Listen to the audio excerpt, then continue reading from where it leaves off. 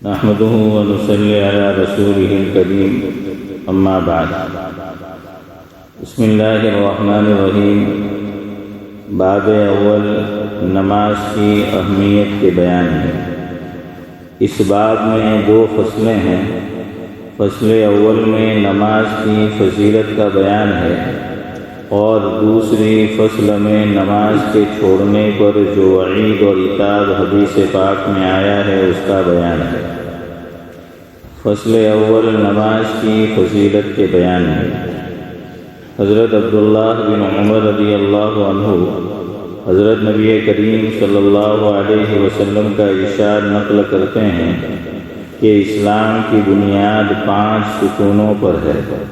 سب سے اول لا الہ الا اللہ محمد الرسول اللہ کی گواہی دینا، یعنی اس بات کا اقرار کرنا کہ اللہ تعالیٰ کے سوا کوئی معبود نہیں اور حضرت محمد صلی اللہ علیہ وسلم اس کے بندے اور رسول ہیں۔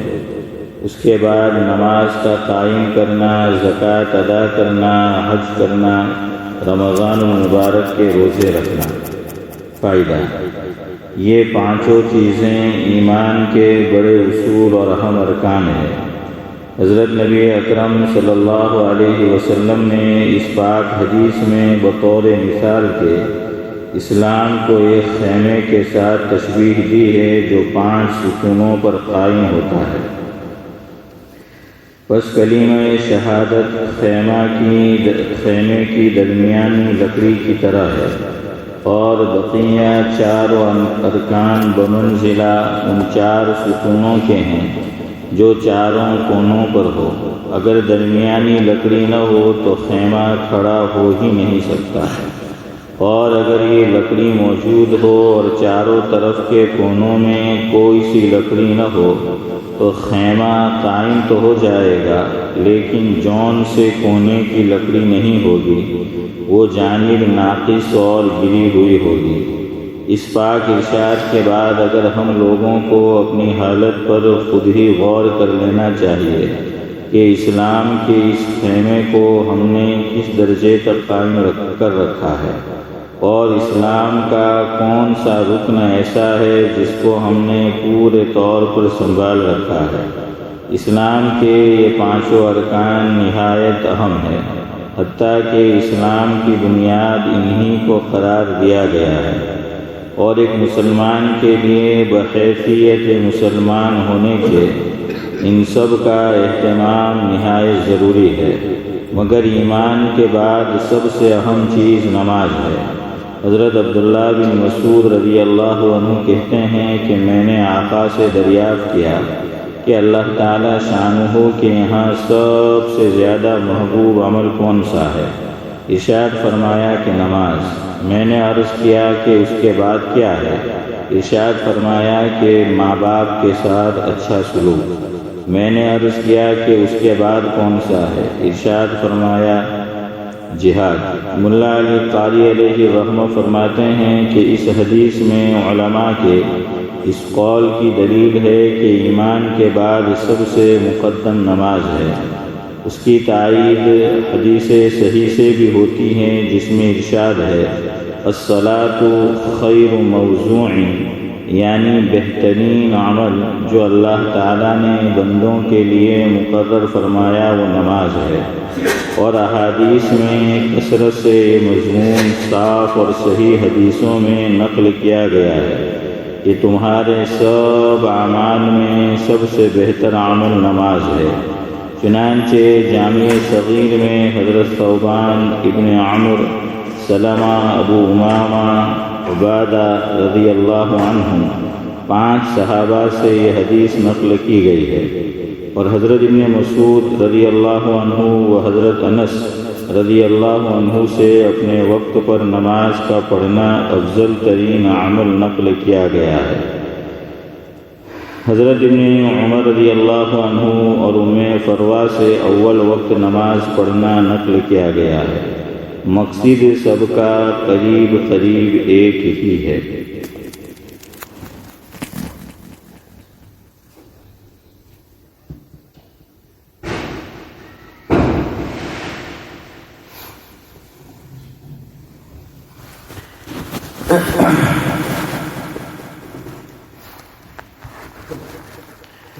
بزرگان محترم،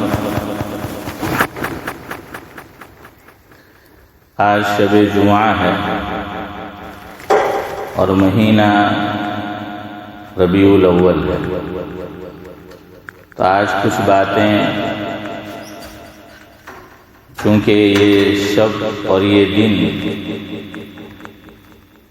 یہ سید الایام ہے، سید اللیالی ہے، اور حضور کی ذات گرامی سید الانبیاء ہے، اشرف الانبیاء ہے،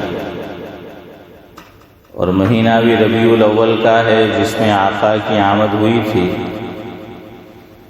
تو کچھ باتیں اسی تعلق سے آپ کے گوش گزار کرنی ہے۔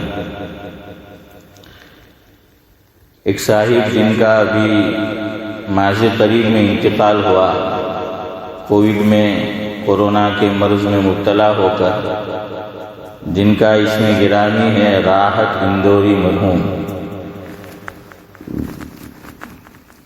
انہوں نے اپنی اخیری زندگی میں ایک رباعی لکھی۔ جیسے کہا جاتا ہے کہ شاعر مشرق علامہ اقبال علیہ الرحمہ، انہوں نے بھی یہ کہا جاتا ہے، بات کتنے فیصد صحیح ہے مجھے نہیں معلوم، لیکن یہ سنا اور پڑھا کتنے حد تک درست ہے مجھے نہیں معلوم، لیکن کہتے ہیں کہ ان کا آخری کلام جو تھا وہ فارسی زبان میں تھا۔ علامہ اقبال مرحوم نے جتنی شاعری اردو میں کی ہے اس سے زیادہ فارسی میں کی،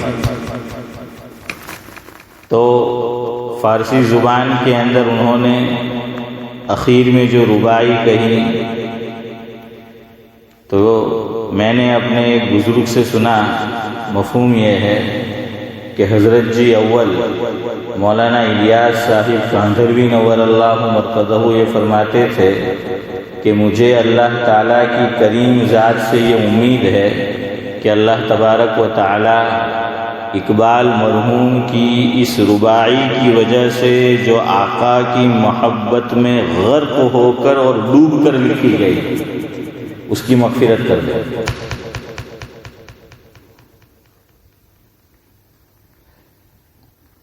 وہ کیا ہے کہ تو غنی ازہر دو عالم ومن فقیر، تو غنی ازہر دو عالم ومن فقیر۔ یہ تو قرآن کریم کی آیت کا ترجمہ ہو گیا۔ قرآن کریم میں جاوید بھائی ایک مقام پر اللہ رب العزت ارشاد فرماتے ہیں، اعوذ باللہ من الشیطان الرجیم، بسم اللہ الرحمن الرحیم،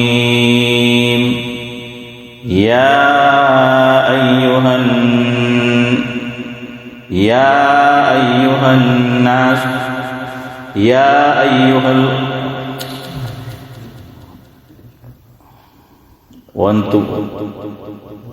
وانتم الفقراء، و غنی کا لفظ یاد نہیں آ رہا، کیا ہے یا ایھا الناس؟ حافظ امتیاز بھی نہیں یاد تھی، ایک دم ذہن سے آیت نکل گیا۔ ہاں، یا ایھا الناس انتم الفقراء واللہ هو الغنی الحمید۔ یا ایھا الناس انتم الفقراء، کہ اللہ رب العزت ارشاد فرماتے کہ لوگوں سن لو، تم سب سراپا محتاج ہو، صرف محتاج نہیں، سراپا۔ سراپا کا کیا مطلب؟ ہاں، سر سے پاؤں تک، یہ ہے سر و پا، یعنی سر یعنی سر اور پا یعنی پاؤں، تو اس کو بولا جاتا ہے سراپا۔ جیسے چودھری صاحب کوئی کام ہوتا ہے تو کہا جاتا ہے کہ اس میں سراپا خیر ہے، کیا کہتے ہیں کہ اس میں سراپا خیر ہے، یعنی اس میں خیر ہی خیر ہے، شر کا کوئی پہلو ہے ہی نہیں۔ ہاں، تو اس کے لیے بولا جاتا ہے سراپا خیر۔ تو اللہ فرماتے ہیں کہ یا ایھا الناس انتم الفقراء، کہ لوگو تم سب کے سب سراپا محتاج ہو، واللہ هو الغنی الحمید۔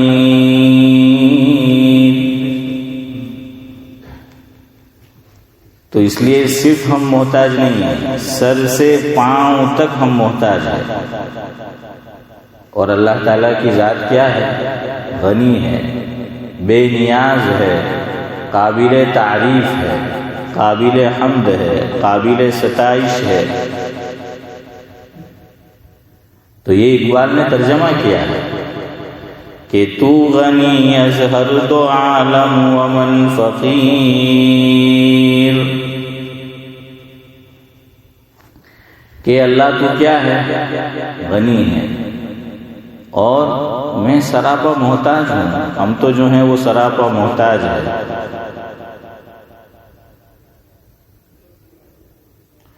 روز محشر عذرہائے من پذیر، گر تمی بینی حسابم ناگزیر۔ اصل بات یہ آخری مصرع ہے سعد اللہ صاحب، ہاں یہ ہے اصل چیز، کہ گر تمی بینی حسابم ناگزیر، از نگاہ مصطفیٰ پنہا بگیر۔ اللہ اکبر، کیا کہا کہ اللہ آپ غنی ہیں اور میں تو سراپا محتاج ہوں، سراپا گنہگار ہوں، معصیت سے پور ہوں، گناہوں سے بھرپور ہوں۔ تو میرا عذر قیامت کے دن قبول کر لیجیے، یعنی میری مغفرت کر دیں۔ عذر ہم کیا کریں گے سعد اللہ صاحب؟ قیامت میں کیا عذر کریں گے؟ بس یہی کہ معاف کر دیں ہم۔ سب کیا کہہ رہے ہوں گے؟ نفسی نفسی یا ربی نفسی نفسی۔ اسی لیے کہتے ہیں کہ نفسا نفسی کا عالم ہوگا، کہ وہاں تو کوئی کسی کا نہیں ہوگا، کہ یوم یفر المرء من اخیہ وامہ وابیہ وصاحبتہ وبنیہ۔ ماں سے بڑھ کر کون ہو سکتا ہے بچے سے، اولاد سے محبت کرنے والا؟ لیکن ماں بھی بھول جائے گی۔ ہاں، سب نفسا نفسی کے عالم میں ہوں گے۔ تو سب یہی کہہ رہے ہوں گے کہ اے رب العالمین ہماری مغفرت کر دے، ہمیں معاف کر دے، ہمارے حق میں جنت کا فیصلہ کر دے۔ تو اقبال کہتے ہیں کہ میرا عذر اے رب العزت تو قبول کر لیجیے، اور اگر میرا حساب ہی تجھے لینا ہو اور میرا عذر تو قبول نہ کرے۔ دیکھیں حضرت عائشہ کی روایت ہے رضی اللہ تعالیٰ عنہ، مفہوم یہ ہے کہ اللہ تعالیٰ کو جس کو معاف کرنا ہوگا اس کا حساب نہیں کرے گا، یہ جاؤ جانے دو۔ اور امی جان نے فرمایا کہ جس کا حساب شروع ہوا، میں وہ لفظ دہرانا بھی نہیں چاہتا، اللہ ہم سب کی حفاظت کرے، سب کی اہل ایمان کی حفاظت کرے۔ نورانی بھائی ماشاءاللہ انڈیا جاتے رہتے ہیں اور اکیلے ہی جاتے، ہمیں نہیں لے جاتے۔ ہاں، ٹکٹ سستی ہوتی ہے تو یوں نہیں کہ چلو مول صاحب کی بھی بک کرا دیں۔ تو بہرحال آپ نے دیکھا ہوگا کہ بمبئی کے اندر کبھی مال زیادہ ہوتا ہے، یہاں ہتھرو پہ بھی، تو کبھی کوئی وہاں جو جانچ پڑتال کرنے والا مرد یا عورت ہو حسن بھائی، تو وہ رحم دل ہو، یا یہ کہ اس نے ہمیں دیکھ کر فیصلہ کیا کہ چلو زیادہ چیکنگ نہیں کرنی ہے، تو مال جتنا ہم لے جا سکتے اسماعیل چچا اس سے بڑھ کر ہو تو ابھی وہ جانے دیتے یا جانے دیتا ہے کہ جاؤ کوئی بات نہیں۔ میرے ساتھ بھی ایسا ہوا ہے، آپ کے ساتھ بھی ہوا ہوگا۔ اور بعض میم را الف تھا ہا اور بڑیا، آپ سمجھ لینا یہ کون ہیں، وہ تو بڑے خطرناک ہیں، اللہ ماشاءاللہ ہر جگہ لگتا ہے، تو وہ پکڑ لیا تو بات ختم ہے، وہ پھر بال کی کھال نکالتے ہیں، ہاں اب کہیں نہ کہیں آپ کو پکڑیں گے، کہیں نہ کہیں آدمی کو ساتھ لے جا رہا ہے، کچھ نہ کچھ ایسی چیزیں ہوتی ہے تو پھر پکڑے جانے کا امکان ہوتا ہے. اور جس کو پکڑنا ہی ہو، جیسے آج کل جاوید بھائی کو میرے ساتھ رشتہ توڑنا ہو یا مجھے جاوید بھائی کے ساتھ رشتہ توڑنا، مثال دے رہا ہوں، تو کسی نہ کسی بہانے سے توڑ دے گا آدمی. وہ تو بہانہ تو آدمی مل ہی جاتا ہے آدمی کو کہ جب رشتہ رکھنا نہیں ہے. وہ کہتے ہیں نہیں کہ ناچنا نہیں تو آنگن، ہاں نہیں برا کہاں، ٹیڑھا، ہاں ٹیڑھا، کہ ویسے وہ ٹیڑھا وہ برا ہی کے معنی میں ہوا، لیکن محاورہ ہے ٹیڑھا، کہ ناچنا نہیں تو آنگن ٹیڑھا. ہاں تو ویسی بات ہے. تو بھائی اب کسی کے ساتھ سبند نہیں رکھنے، ویوہار نہیں رکھنا ہے، تعلق نہیں رکھنا ہے، تو آدمی کسی نہ کسی بہانے سے، وہ تو بہانے تو مل ہی جاتا ہے. تو ہی نہ چاہے تو، شاعر کہتا ہے کہ بہانے ہزار ہیں اور شمع کے پروانے ہزار ہیں. کوئی بات نہیں، جاوید بھائی توڑ دے تو کوئی بات نہیں، شمع کے پروانے ہزار ہیں، تو ہی نہ چاہے تو بہانے ہزار ہے. تو امی جان نے یہی فرمایا کہ اللہ سے دعا مانگو کہ بغیر حساب کتاب کے ہمارے حق میں کیا کر دے محبوب بھائی، فیصلہ کر دے. آج محبوب بھائی بہت دور جا کے بیٹھے، ابھی آپ اسٹامفورڈ ہل میں ہیں تو قریب بیٹھا کرو. آپ نے تو جو ہے انڈیا میں لکھا ہوتا ہے کہ تمہارو واہن 10 فٹ دور رکھا ہے، تو آپ نے جو ہے اپنا واہن 10 فٹ دور رکھا ہے. تو بہرحال جزاک اللہ. تو یہ دنیا میں بھی ہم دیکھتے ہیں کہ پکڑ دھکڑ کرنی ہو آدمی کی تو بس، تو اللہ تعالیٰ بھی پکڑ دھکڑ سے حفاظت فرمائے. سمجھ آیا کہ نہیں؟ تو اقبال نے یہی کہا کہ گر تمی بینی حساب ناگزیر. کیا کہا کہ اللہ اگر تو مجھے معاف کرنا نہیں چاہتا، میرا حساب کتاب کرنا چاہتا ہے، تو تجھ سے ایک ریکویسٹ ہے، تجھ سے ایک درخواست ہے، تجھ سے ایک التجا ہے. کیا کرنا؟ بس ایک کام کرنا. از نگاہ مصطفیٰ پنہا بگیر، کہ میرے آقا، میرے محبوب حضرت نبی کریم صلی اللہ علیہ وسلم کی نگاہوں سے چھپا کر میرا حساب کرنا ہے. نورانی بھائی، کہ میرے آقا کی نگاہ سے چھپا کر میرا حساب کرنا، ورنہ آقا دیکھیں گے تو ان کے دل کو رنج، تکلیف، ٹھیس پہنچے گی. میں میرے آقا کو دنیا میں تو خوش نہیں کر سکتا، نہیں کر سکا، زندگی میں تو راضی نہیں رکھ سکا، لیکن میں ان کو آخرت میں اور حشر کے میدان میں تکلیف دینا نہیں چاہتا. بس ایک التجا ہے میری کہ اگر تم مجھے معاف کرنا ہی نہیں چاہتا تو کوئی بات نہیں، ایک کام جو ہے وہ کیجئے، لیکن پہلی دعا تو یہی ہے کہ تم معاف کر دے. لیکن نہیں تو وہاں کون ٹکر لے سکتا ہے؟ یہ تو لفظ بھی نہیں بول سکتے ٹکر، مجال کس کی ہے؟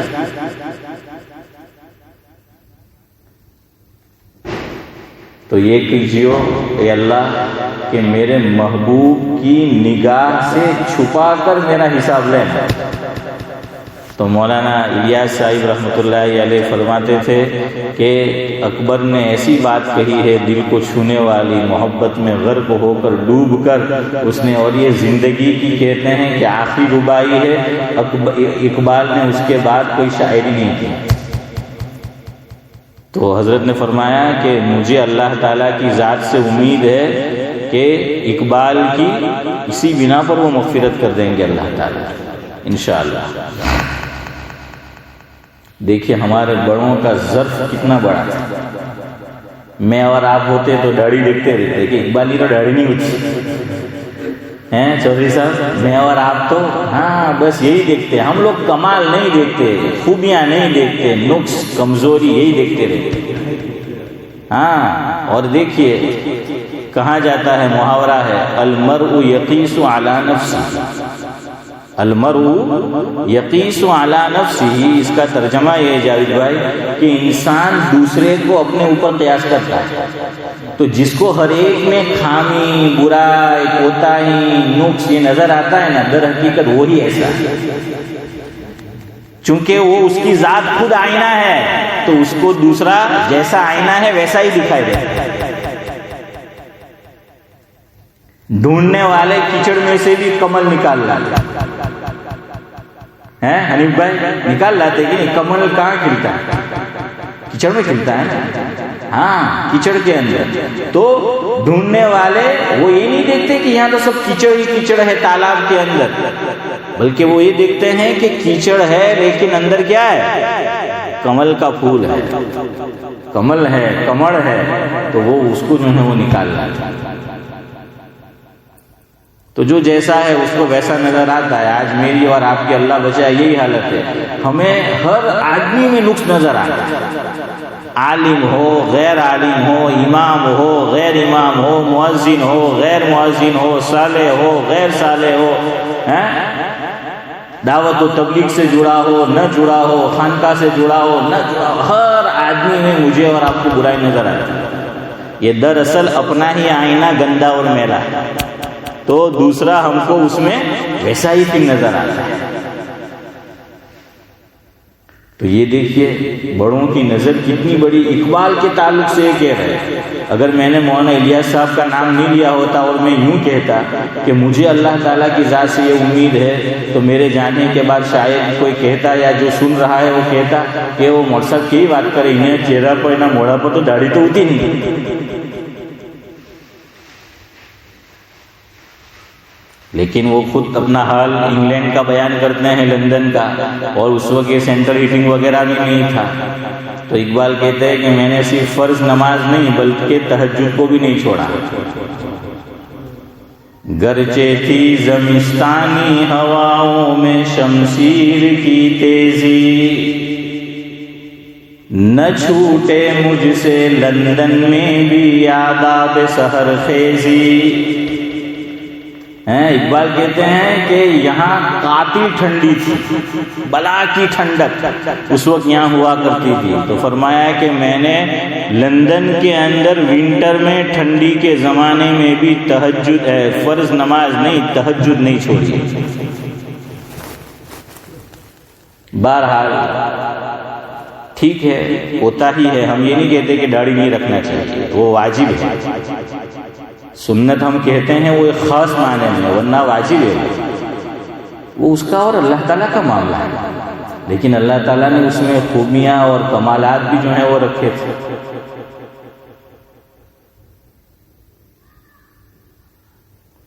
تو بڑے وہ دیکھتے ہیں اور ہم جیسے لوگ ویسے ہی دیکھتے ہیں۔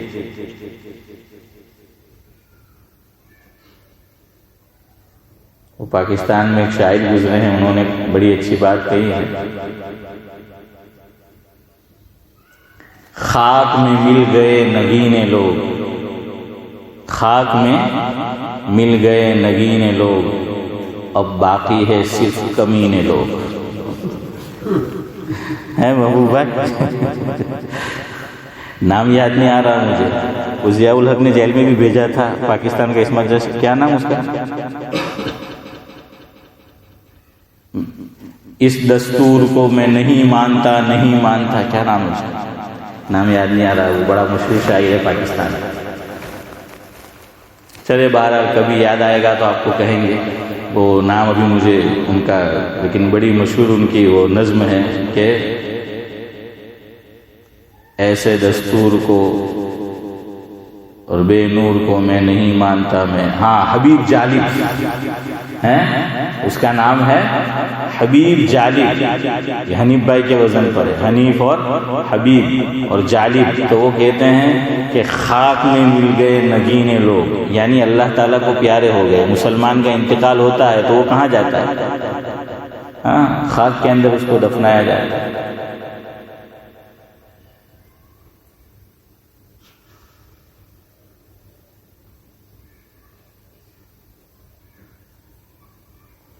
اور باقی رہ گئے اسی وزن پر ہے، نگینے تو یہ کمینے، کہ ہمیں ہر ایک کے اندر کیا نظر آتی ہے؟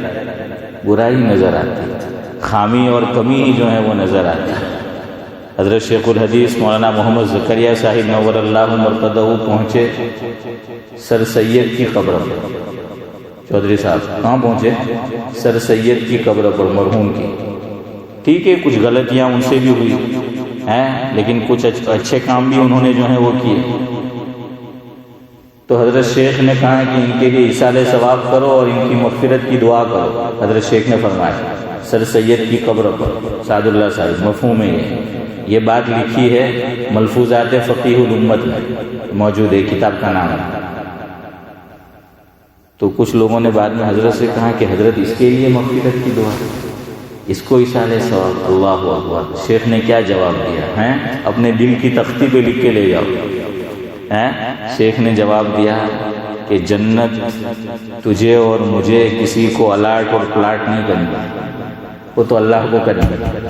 اللہ نے جنت بنائی ہے، اللہ نے دینی ہے جس کو دینی ہے، اور اب وہ اس دنیا میں ہے بھی نہیں، دنیا سے چلا گیا اور ایمان کے ساتھ گیا، لا الہ الا اللہ محمد الرسول اللہ کی گواہی دیتے ہوئے گیا ہے۔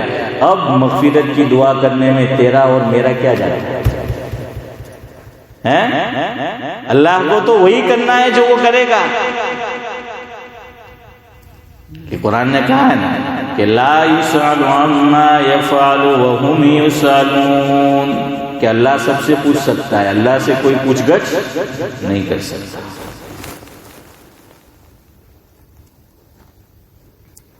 تو یہ ہے ہمارے بڑے کہ ان کا ظرف ایسا تھا۔ تو خیر میں آپ کو سمجھا رہا تھا، سنا رہا تھا کہ ایک شاعر گزرے ہیں، کووڈ میں انتقال ہوا، راحت اندوری مرحوم، وہ بھی ایمان کے ساتھ گئے ہیں۔ اب کمی کوتاہی ہر ایک کے اندر ہوتی ہے، اللہ جانے، وہ جانے اور اس کا رب جانے کہ کیا معاملہ کرنا ہے۔ لیکن جاتے جاتے وہ بھی عشق نبوی میں ڈوب کر ایک ربائی لکھ گئے۔ مجھے تو بڑی پسند آئی، آپ بھی سنیں سعد اللہ صاحب، کہ آپ کو بھی پسند آئی۔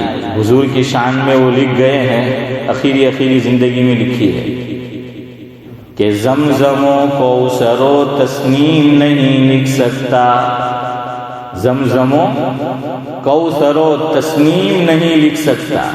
زمزم آپ جانتے ہیں بڑا متبرک اور مبارک پانی، اور کوثر آپ جانتے ہیں اِنَّا أَعْطَيْنَاكَ الْكَوْثَرَ، ایسے اس کے مختلف معنی ہیں۔ ایک یہ بھی ہے جو شاعر نے لکھا ہے۔ تو زمزم و کوثر و تسنیم، جنت کے اندر جو نہریں جاری ہوگی محبوب بھائی، تو اس کے اندر ایک نہر کا نام کیا ہے؟ تسنیم ہے۔ سورہ مطففین کون سے پارے میں نورانی بھائی؟ سعد اللہ صاحب نہیں معلوم، ماشاءاللہ تو 30ویں پارے میں ہے ویل للمطففین۔ اس میں اللہ رب العزت ارشاد فرماتے ہیں جنت کا تذکرہ چل رہا ہے، جنت کی نعمتوں کا۔ تو اس میں آیا کہ وَمِزَاجُهُ مِن تَسْنِيمٍ، تو یہ ہے تسنیم۔ ویسے ہمارا ایک شاگرد بھی ہے عادیہ میں، تسنیم الحق عادیہ، تو وہ بھی تسنیم ہے۔ تو زمزم و کوثر و تسنیم نہیں لکھ سکتا۔ اے نبی میں آپ کی تعظیم نہیں لکھ سکتا، کہ میں کیسے لکھ سکتا ہوں جب زمزم کے پانی سے نہیں لکھا جا سکتا، کوثر کے پانی سے نہیں لکھا جا سکتا، تسنیم نہر جو جنت میں جاری ہے اس سے اسماعیل چچا نہیں لکھا جا سکتا، تو میں کیسے اپنے قلم سے لکھ سکتا ہوں؟ میرے پاس تو یہ تینوں پانی بھی نہیں ہے۔ تو زمزم و کوثر و تسنیم نہیں لکھ سکتا، اے نبی میں آپ کی تعظیم نہیں لکھ سکتا۔ آگے کیا کہہ رہے سنو، میں اگر 7 سمندر بھی نچوڑوں راحت، ان کا نام ہے راحت، تو کہتے ہیں کہ میں اگر 7 سمندر بھی نچوڑوں راحت، اے نبی آپ کے نام کی ایک نیم نہیں لکھ سکتا ہے کہ 7 سمندر مان لو ماننے کو کہ کتنا پانی ہوگا 7 سمندر میں ہے. ہمارے لیے بھی کہا جاتا ہے جاوید بھائی کہ ہم کہاں آئے 7 سمندر پار آئے. تو 7 سمندر ہے، 7 زمینیں ہیں، 7 آسمانیں ہیں اور 8 جنتیں ہیں. تو یہ 7 ہے. تو فرمایا کہ 7 سمندر بھی میں نچوڑ دوں راحت پانی سے اور آپ کے اوصاف لکھ سکوں. تو اے محمد صلی اللہ علیہ وسلم آپ کی تعریف، آپ کی توصیف یہ تو دور رہی، آپ کا جو اسم مبارک ہے جو مشہور لفظ محمد، تو پورا نام بھی یونس بھائی نہیں بلکہ آپ کے نام کا پہلا لیٹر لفظ میم بھی میں نہیں لکھ سکتا. ہاں تو وہ بھی نہیں لکھ سکتا. لکھنے کو تو کوئی نہیں لکھ سکتا، لیکن لکھنے والے لکھتے ہیں محبت میں غرقاب ہو کر، اس نیت سے، اس جذبے سے کہ اللہ تعالیٰ اسی کی بدولت آقا کی شفاعت اور اپنی جنت اور دیدار نصیب فرمائے. اس لیے لوگ لکھتے ہیں ورنہ حق ادا نہیں کر سکتے. سعد اللہ صاحب میں نے کچھ لکھا 1 رباعی اس پہ، اب آپ وہ سنیں، اللہ کرے کہ آپ کو بھی پسند آئے اور اللہ تعالیٰ کو بھی پسند آ جائے کہ کون یہ راز عیاں کر سکتا ہے، کون یہ راز عیاں کر سکتا ہے. عیاں یعنی ظاہر، محاورہ ہے کہ عیاں را چے بیان، کہ جو چیز ظاہر ہو اس کو بیان کی کیا ذکر ہے. تو کون یہ راز عیاں کر سکتا ہے یعنی ظاہر کر سکتا ہے. ہمیں نہیں معلوم، یہ راز ہے، یہ بھید ہے، یہ سیکریٹ ہے. یہ چیز کون ہے، کس کی ہمت ہے کہ جو عیاں کر سکتا ہے. کیا چیز؟ کون یہ راز عیاں کر سکتا ہے، نبی کا مقام بیاں کر سکتا ہے. نبی کا مقام بیاں کر سکتا ہے. سارے انسان ہیں اس کام سے عاجز، سارے انسان ہیں اس کام سے عاجز. یہ تو صرف خالق دو جہاں کر سکتا ہے. سعد اللہ صاحب پسند آیا یہ ربائی؟ تو یہ اللہ آج ہی میں نے لکھی ہے، بالکل تازہ ہے. تو آج میں تیاری کر رہا تھا سیرت کے لیے تو اللہ تعالیٰ نے دل میں بات ڈال دی اور یہ بات آئی ہے ڈرائیونگ کرتے کرتے. ہاں میرا ابراہیم پڑوس میں بیٹھا تھا اور میں بس اسی میں گم تھا میں. تو اللہ تعالیٰ نے آج ہی مغرب کی نماز کے بعد میں نے اس کو لکھا اور یہ ذہن میں آیا ہے کہ کون یہ راز عیاں کر سکتا ہے، نبی کا مقام بیاں کر سکتا ہے. سارے انسان ہیں اس کام سے عاجز، یہ تو صرف خالق دو جہاں کر سکتا ہے. بہرحال 5 منٹ میں بات جو ہے وہ ختم کرتے ہیں انشاءاللہ. اب کچھ سن لو. ہمارے چودھری صاحب نے ایک سوال کیا تھا مجھ سے 4-5 دن پہلے، تو اس کا جواب دے کر گفتگو ختم کرتے ہیں. چودھری صاحب میں جب بھی بولوں تو سمجھ جانے کا کہ انیس الزما صاحب، ہاں یہ ہمارے چودھری صاحب ہے. شیخ زمن سے یہ مراد ہے. نورانی بھائی تو ہے ہی، اور جاوید بھائی کو کون نہیں جانتا، اور حسن بھائی کو کون نہیں مانتا. حنیف بھائی کی صورت سب نے لکھی، اور اسماعیل چچا بام ہے، ہم دیکھتے ہیں ان کو صبح و شام ہے. اور محبوب بھائی سب کے محبوب ہیں. جو یوسف کو نہ دیکھے اس پہ افسوس ہے. تو بہرحال یونس کو دیکھ کے ہوتے ہم خوش ہیں. تو ویسی بات ہے. بہرحال اب چلے حضور کی سیرت کی طرف. سب سے پہلی چیز حضور کا خاندان، کہ کس خاندان سے، بالکل پیچھے تک. تو دیکھیے یہ ہم سب جانتے ہیں کہ حضرت آدم علیہ السلام سے نبوت کا سلسلہ جاری ہوتا ہے اور چلتا ہے چلتے چلتے چلتے چلتے درمیان میں حضرت ابراہیم علیہ السلام تشریف لاتے ہیں. اور یہ وہ نبی ہے، واحد نبی، کہ دنیا کے اندر جو 4 بڑی قوم ہیں وہ سب یہ دعویٰ کرتی ہے کہ ابراہیم ہمارے علیہ السلام. اور ہم ابراہیم کے ہیں، ہم ملت ابراہیمی پر ہیں، ہم ملت ابراہیم ہیں. یہ میں نہیں کہہ رہا، قرآن کہہ رہا ہے کہ 4 قومیں جو ہیں وہ دعویٰ کرتی ہیں. قرآن نے کہا ہے کہ ما کان ابراہیم یہودیا ولا نصرانیا ولکن کان حنیفا مسلما وما کان من المشرکین. تو 3 کی نفی کر دی. کیا کہا کہ ما کان ابراہیم یہودیا، کہ وہ یہودی نہیں تھے، ولا نصرانیہ، وہ نصرانی بھی نہیں تھے، ولیکن کان حنیفا مسلما، وہ تو یکسو اور فرما بردار تھے، اللہ تعالیٰ کے دین حنیف پر تھے، مسلمان تھے. وما کان من المشرکین، کہ مشرکین جو یہ کہتے ہیں کہ ہم ابراہیمی ہیں، ملت ابراہیمی سے تعلق ہے، تو یہ جھوٹ ہے. اور چوتھا دعویٰ ہمارا دعویٰ ہے، ان الذین آمنوا کا دعویٰ ہے. تو 17ویں پارے میں جاوید بھائی اللہ رب العزت نے فرمایا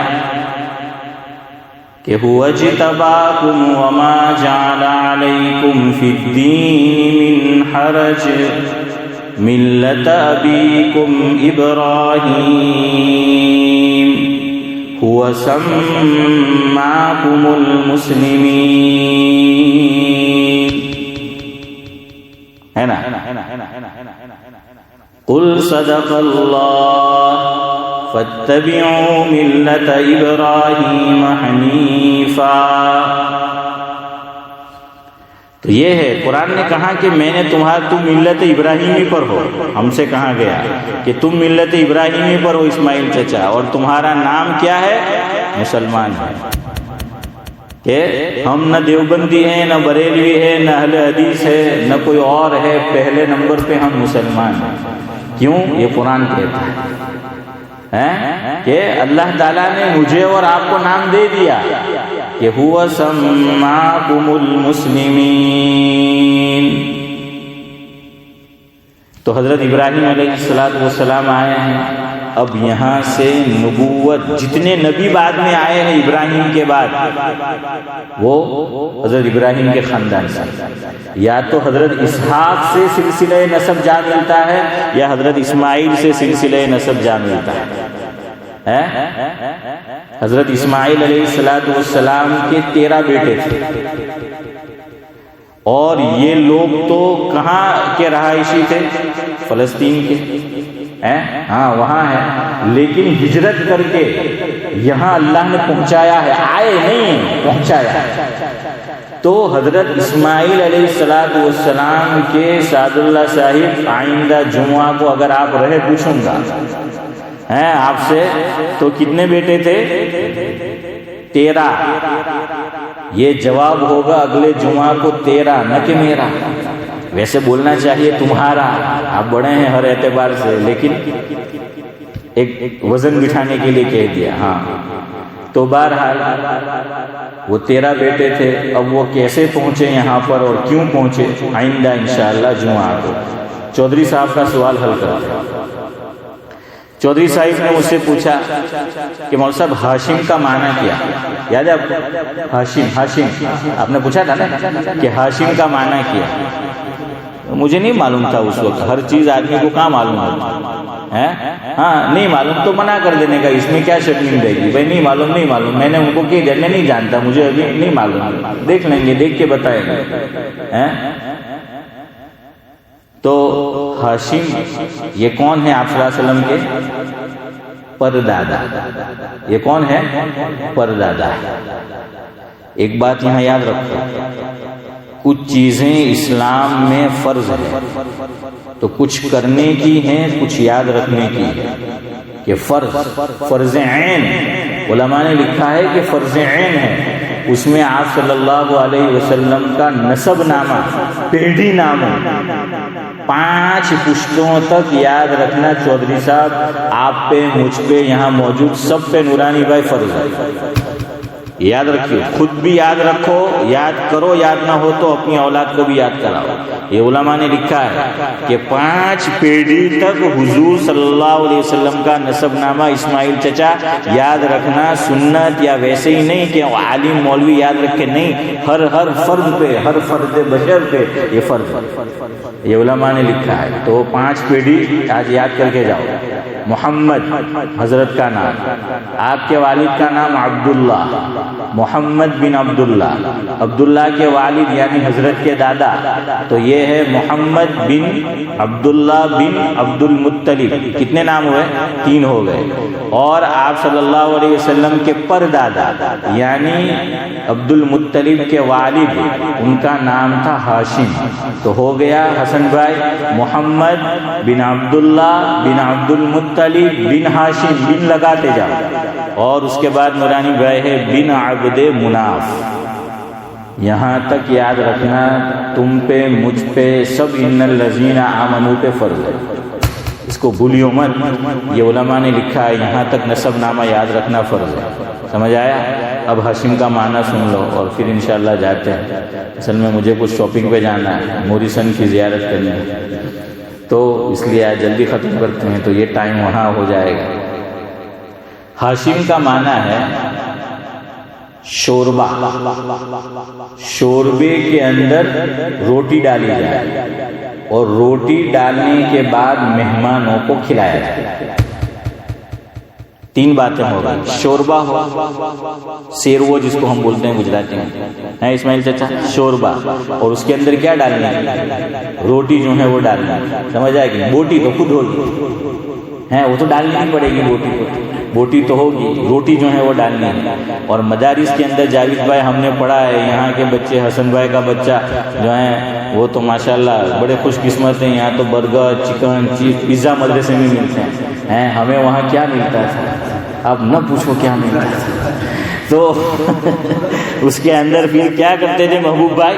وہ روٹی چورتے تھے نا، ہاں کہ چوریلو کھانا، تو وہ چوریلا جو ہے کھاتے تھے۔ یہاں شوکت بھائی مارجی، اللہ تعالیٰ ان کو، ان کی فیملی کو بعافیت سلامت رکھے اور سب کو سلامت رکھے، ہاں یہاں پر جتنے بھی لوگ ہیں ان کی فیملی کو، ان کے یہاں جب کبھی دعوت ہوتی ہے تو چودھری صاحب وہ کھانا ہوتا ہے، وہ حدیث میں بھی اس کا نام آیا ہے، کیا بولا اس کو؟ سرید، ساسے سرید، حضور نے مثال سے سمجھایا ہے، تو ہاں تو سرید اس کو بولتے ہیں۔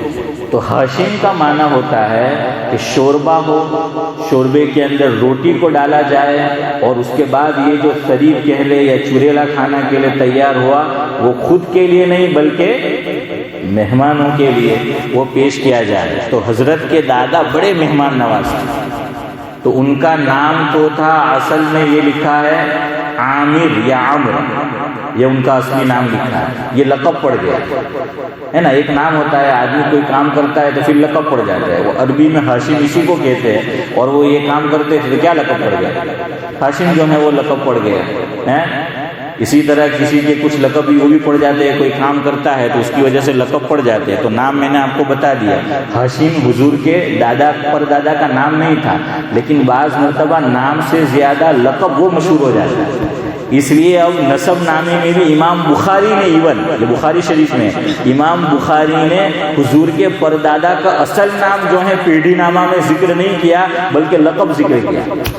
کیوں؟ کہ لقب سے آدمی کی ایک خاص قسم کی پہچان اور اورخان ہوتی ہے، لوگ جانتے ہیں کہ اس کے اندر جو ہے یہ وصف ہے۔ اسی لیے حضرت آدم علیہ السلام کی کنیت کہتے ہیں کہ ابو محمد ہے، اور حضرت آدم علیہ السلام کو خوشی اس سے ہوتی ہے کہ آدمی آدم کی بجائے ابو محمد ان کے لیے استعمال کرے۔ کیوں؟ حضور ابو محمد سے مراد محمد کا والد باپ، تو یہ آپ صلی اللہ علیہ وسلم ہے محمد، سمجھ آئے کہ نہیں؟ تو یہ ہاشم یہ لقب ہے کہ شوربہ ہو، شوربے کے اندر کیا ڈالا جائے چودھری صاحب؟ روٹی، اور روٹی ڈال کر کس کو کھلائی جائے؟ ہاں جزاک اللہ۔ میں نے کہا سعد اللہ بھائی یوں نہ بولے کہ خود کھائی جائے، ہیں. تو بہرحال مہمانوں کو جو ہے وہ کھلائی جائے. چلے آج یہیں تک گفتگو کو جو ہے وہ ختم کرتے ہیں. ایک مرتبہ میرے ساتھ بول دو تاکہ آپ کو پیٹھی نامہ حضور کا جہاں تک یاد رکھنا فرض یاد ہو جائے. چلو جلدی جلدی بولو پھر ختم ہے. محمد بن عبداللہ بن عبد المطلب بن ہاشم بن عبد مناف. سمجھ آئے کہ ہاں. ابھی سعد اللہ بھائی آپ مناف بھائی جھینا کے گھر جاؤ, وہاں گھر سے پاس ہو, وہاں تک آپ کو یاد ہو جانا چاہیے. سمجھ آئے کہ نہیں. محمد بھی آسان ہے, عبداللہ بھی آسان ہے, عبد المطلب بھی, ہاشم بھی ہے, سب ہمارے علاقے میں نام ہے. محمد بھی ہے, عبداللہ بھی ہے, اور ہاشم بھی ہے, اور مناف بھی ہے. تو جو ادھر جاتے ہو تو ہارون بھائی راوت کے گھر ادھر ہاشم ہے, مولوی ہاشم. حسن بھائی آپ کو وہاں تک یاد کر لیجیے, اور ادھر والے مناف تک یاد کر لیجیے. سبحان اللہ و بحمدہ, سبحانک اللہم و بحمدک, نشہد ان لا الہ الا انت. مطلب اس لیے میں نے نہیں کہا, وہ رکھ سکتے کہ نہیں رکھ سکتے اس میں اختلاف ہے کہ عبد المطلب